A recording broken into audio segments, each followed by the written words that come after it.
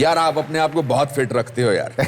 कभी कभी तकलीफ होती है इस बात से। खाना कम खाना पड़ता है। हाँ, मगर आप खाने को तो शौकीन है ना? बहुत ज्यादा, बहुत ही ज्यादा। इफ आई हैव टू से इट स्ट्रेट अवे, आप किसान के बेटे हैं। जी जी, मेरे पिता निम्न मध्यम वर्गीय परिवार, 6 भाई बहन, माता गृहिणी। तो इस तरह का परिवार रहा है। और खेती बाड़ी करते थे? हमारे पिता जो थे वो करीब 15 बीघे जमीन जोतते थे। और जब जब हम छुट्टियों में जाते थे अपने स्कूल से, बोर्डिंग में थे हम लोग, तो हमें भी ट्रैक्टर की चाबी दी जाती थी कि आप जाइए फला खेत जोत के आइए। अच्छा। तो हमारी जिम्मेदारी होती थी कि हम अपने पिताजी के काम में हाथ बटाएं। तो हमारे सारे भाई ट्रैक्टर चलाना जानते हैं, हम खेत जोतना जानते हैं। मैं सबसे कमज़ोर था क्योंकि मेरा मन लगता नहीं था वहाँ पे। एक कमाल की बात है ना कि आपके father who was a farmer himself, लेकिन उसने अपने बच्चों को पढ़ाई के लिए भेजा था। वो एक जुनून था उनके अंदर में, अजीब सा जुनून था कि चाहे कुछ भी करो, ग्रेजुएशन के बाद करो। क्या वो खुद ग्रेजुएट थे? जी, वो खुद ग्रेजुएट थे। वो डॉक्टर बनना चाहते थे, लेकिन पैसे की कमी के कारण मेडिकल कॉलेज में उस दौरान में 5 लाख रुपए चाहिए थे। अच्छा। तो मेरे ग्रैंडफादर के पास था नहीं, तो उसका मलाल उनको आज तक है। अब तो 75-76 हो गए। और वो चाहते थे कि मैं डॉक्टर बनूं, और उनको पता नहीं था कि मेरे अंदर में कुछ और चल रहा है।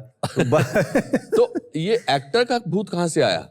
मेरे ख्याल से मैं पैदा ही हुआ था एक्टर बनने के लिए। ये कोई भूत बाहर से आया नहीं। जब होश संभाला तब से मुझे याद है कि मैं सिर्फ एक्टर बनना चाहता था।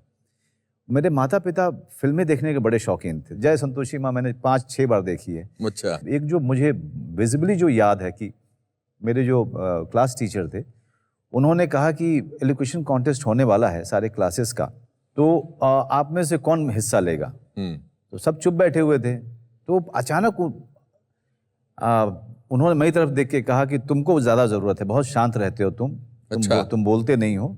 तुम एक काम करो, ये हरिवंश राय जी की जो कविता है, जो बीत गई सो बात गई, उसको आप याद कीजिए और हर दिन आप आकर के क्लास के लिए परफॉर्म करेंगे जब तक कॉन्टेस्ट आता नहीं है।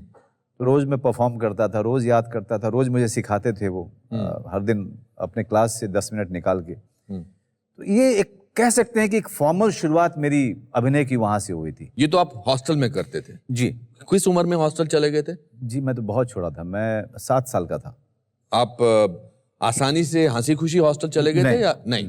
मैं हमेशा कहता हूँ, मैं अपने माँ बाप से शिकायत भी करता हूँ कि मुझे 7वीं में आपको भेजना चाहिए था, कि मैं रोता बहुत था। अच्छा। और बड़े बच्चे बुली बहुत करते थे। जब मैं 7वीं में गया तब मुझे बड़े स्कूल में भेजा गया। पढ़ाई में कैसे थे आप? मैं अच्छा था। अच्छा। मुझे फिजिक्स और मैथमेटिक्स से प्रॉब्लम होती थी। अपने फादर को कहता भी था, वो कहते थे नहीं डॉक्टर बनना है। वो डॉक्टर ही क्यों बनाना चाहते थे आप? क्योंकि उनका ख्वाब अधूरा रह गया था। वो खुद बनना चाहते थे? जी। हमारे समाज में, आप उसी समाज से आते हैं जहाँ पर ये होता है कि बड़े बच्चे के ऊपर बचपन से एक जिम्मेदारी दी जाती है, बोल बोल करके, कि जब ये बड़ा होगा तो देखेगा, जब ये बड़ा होगा तो देखेगा। तो कहीं ना कहीं मेरे अंदर में समाज की तरफ से ये था कि मुझे अच्छा करना है जीवन में, ताकि मैं इन सब लोगों को संभाल सकूं। अपनी गरीबी का एहसास होता था? बहुत ज्यादा।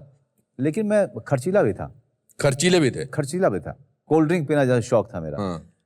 लेकिन दूर से देख सकता था, पी नहीं सकता था, क्योंकि हमारी उस तरह की, हमारे पॉकेट में पैसे नहीं होते थे। लेकिन 100 रुपये कभी बाबूजी से ज्यादा मिल जाते थे तो सबसे पहले मैं कोल्ड ड्रिंक की दुकान पे भागता था। और दो कम से कम 2 कोल्ड ड्रिंक जरूर पीता था मैं। जब तक गैस पूरा निकलने नहीं लगे तब तक मैं पीता रहता था। और वहां पर कबाब मिलते थे बहुत अच्छे बेतिया में। तो जब भी आप कबाब की दुकानों से गुजरते हैं तो उसकी खुशबू आती है। अब सिर्फ देख के रह जाता था मैं। मुझे लगता था कभी 20 रुपया 25 रुपया ज्यादा आएगा तब मैं खाऊंगा। तो कबाब खाना और कोल्ड ड्रिंक पीना, ये रईसी का निशानी थे मेरे। और फिर स्कूटर चलाते हुए एक दिन आपके पास तिग्मांशु धुलिया आए। एक दिन जब मैं रिहर्सल कर रहा था तो तिग्मांशु धुलिया अपनी पुरानी सी लेमोरेटा पे आए। उसने कहा कि शेखर कपूर तुझसे मिलना चाहता है। मैंने उसकी तरफ, मैंने कहा देख, इस तरह की मजाक नहीं करते हैं यार, हम लोग ऐसी बुरी स्थिति में हैं। तो कहता है कि यार सच में कह रहा हूँ, तेरे कमरे में एक फोटो किसी ने ली थी। वो फोटो वो बॉबी बेदी जो प्रोड्यूसर थे बैंडेड क्वीन के, उनके ऑफिस में रखी हुई थी। शेखर आया हुआ है, वहां पे रखी हुई फोटोग्राफ उसने देखी और उसने कहा कि मुझे इस लड़के से मिलना है। मैं चला गया मिलने और मेरी कास्टिंग बैंडिट क्वीन में हो गई। क्वीन में हो गई और मेरी कास्टिंग हुई थी विक्रम मल्लाह के कैरेक्टर, हाँ, जो कि बाद में निर्मल पांडे ने निर्मल पांडे ने की थी। और जब मैंने मंडी हाउस वापस पहुंचा तो मैंने देखा कि निर्मल पांडे लंदन में अपने कुछ शोज करके वापस आ चुका है और उसके बड़े बड़े बाल थे, बड़ा सुंदर था वो। तो मैंने उसको देखा तिग्मांशु धूलिया के साथ और मेरा दिल बैठ गया। मुझे लगा कि अब ये रोल मेरे हाथ से गया और वही हुआ। वो मिला शेखर कपूर से और मुझे विक्रम मल्लाह से हटा दिया गया और मुझे कहा गया कि भाई अभी निर्मल पांडे ये रोल कर रहा है। और मैं शो कर रहा था कैलकाटा में किसी अपने दूसरे प्ले का। वहाँ पर मुझे थिएटर ऑडिटोरियम के फ़ोन आया। तो उधर से तिग्मांशु धूलिया ने मुझे कहा तू शो के बाद जल्दी से ट्रेन पकड़ के तू दिल्ली आ जा। मैंने कहा क्या हुआ? तो नसीर भाई ने मान सिंह का रोल छोड़ दिया है, शेखर ने तुझे दे दिया। वाह वाह। इस तरह से बैंडिट क्वीन हुई मेरी जिंदगी में। फिर बॉम्बे? शेखर ने डरा दिया। शेखर ने डरा दिया कि तुम सब फुकरे हो, तुम्हारे पास कुछ है नहीं, तुम लोग शादी करने के लायक नहीं हो, तुम्हारी टांग टूट जाएगी तो प्लास्टर चढ़वाने के लिए पैसे नहीं है। तो बॉम्बे आओ, जो काम अच्छा लगे वही करो, कम से कम उसके पैसे तो मिलेंगे। तो आप विश्वास नहीं करेंगे, within 4 months after his talk this generation of actors shifted to Bombay. Mumbai में जो पूरे शुरुआती दिन रहे थे वो कुछ अच्छे भी नहीं गुजरे, क्योंकि थिएटर कर नहीं रहा था, बिजी नहीं था। तो इसलिए खाली दिमाग करे तो क्या करे, कहाँ जाऊँ मैं? तो स्टूडियो घूमता रहता था। वो 93 to 97 those were not great years. मतलब दिल्ली में संघर्ष करते हुए, थिएटर करते हुए बड़ा मजा आता है। सही बात है, बिल्कुल सही कह रहे हैं ना। और वहाँ पे हाथ पकड़ने वाले काफी लोग होते थे। और शहर में हर इमारत आपको छोटेपन का एहसास दिलाती है। करेक्ट। हर गुजरती हुई गाड़ी आपको तुच्छ समझती है। सही बात है, सही बात। तो ये शुरुआती दिन थोड़े से कठिन रहे थे। एक पोर्टफोलियो कराया था मैंने किसी से, वो भी कमरे में किसी ने खींचा था। वो 6-7 फोटो लेके जाता था, तो चीफ असिस्टेंट डायरेक्टर कहता था कि फोटो रख दो। और हम सब लोगों को पता था कि ये इस फोटो का क्या होने वाला है। हमारे जाते ही उसको डस्टबिन में फेंक दिया जाता था। तो काम मांगे तो किससे मांगे, किससे बोलें कि हमने इतने साल थिएटर किया, हमारे माथे पे तो लिखा नहीं हुआ था।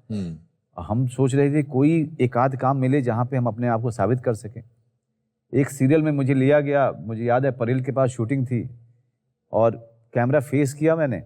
एक टेक के बाद कानाफूसी शुरू हो गई। Director, chief assistant director, assistant director, cameraman दूसरे कमरे में।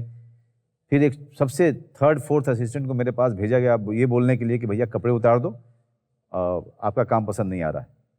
फिर मुझे भेज दिया गया। मगर आप भी लगे रहे, क्या करें, कोई और ऑप्शन नहीं था। और फिर उसके बाद आपने एक सीरियल किया जिसका नाम था स्वाभिमान। जी, भट्ट साहब का मैं बहुत शुक्रगुजार हूँ।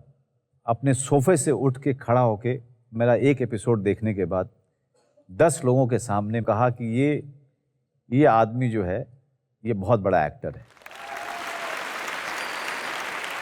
और उन्होंने उसी समय कहा ये शहर छोड़ के नहीं जाना, तुम्हारे चेहरे से लग रहा है मुझे कि तुम हताश हो रहे हो, ये शहर छोड़ के मत जाना, ये शहर तुमको बहुत कुछ देगा। वाह।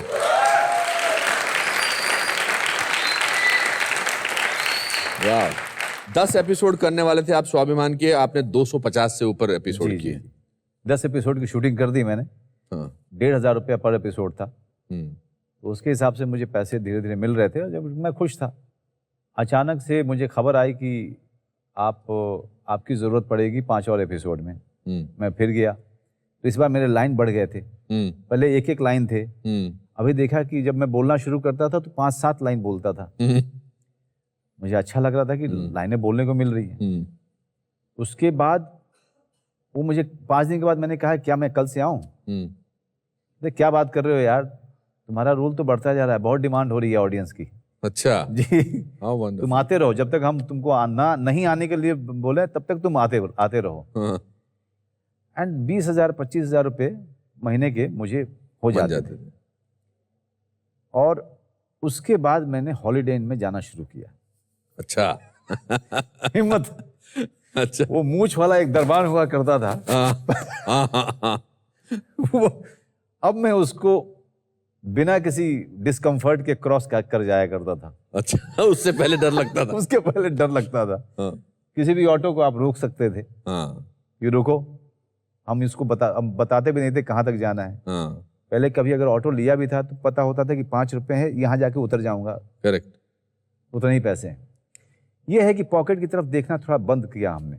और फिर 1998 में एक फिल्म आई जिसने आपकी किस्मत को पूरा पिटारा बदल दिया, and that was Satya. Satya. I wherever he is, if he is watching this program, Ram Gopal Verma, I mean, I will always be indebted to him, always. मैं गया था दौड़ में, परेश रावल के हेंचमैन का रोल था, और मुझे बताया गया था कि इसके 35,000 रुपये मिलेंगे। मैंने कहा यार कर लूँगा यार, अब इस पैसे की बहुत ज़रूरत है। तो उन्होंने कहा कि तुमने क्या किया है?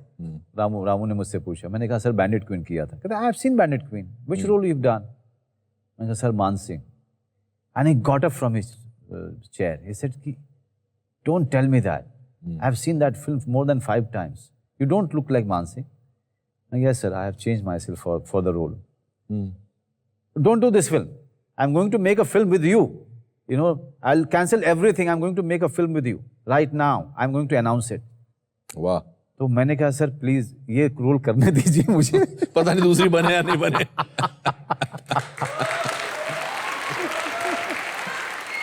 तो मैंने दौड़ का भी रोल किया और साथ साथ सत्या भी उसके बाद जो हुई वो भी की मैंने।